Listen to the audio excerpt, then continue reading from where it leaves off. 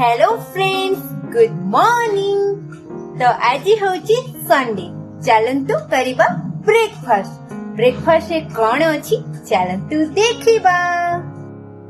तो आज रो ब्रेकफास्ट रो अछि तीनोटी 1 2 3 तीनोटी पूरी आओ ता सहित अछि मटर तरकारी।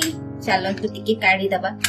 हेले ए पूरी मटर तरकारीटा मु बनेनी मो मार्केट रो किना है कि आसीची।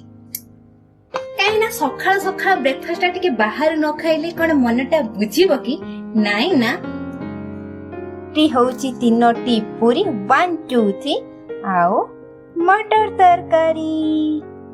आज जेहेतु संडे सेति पे मु बेसी किछि बनौनी, बस एटा गोटे लेग पीस चिकन अछि देखि परथिबे।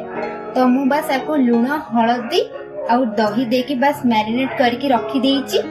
बस किछ नै, बस चिकन खिचड़ी बने देबे, सादा सिंपल।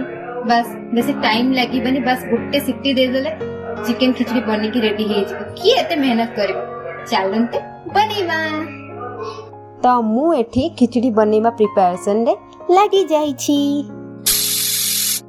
हे देखंतु बनी गला मोर यामी यामी चिकन खिचड़ी। ये हैला मोर रात्रि भोजन। तो आज पाई एतिकी। तो वीडियोटी केमती लागला कमेंट रे निहाती जणेबे। रहिली,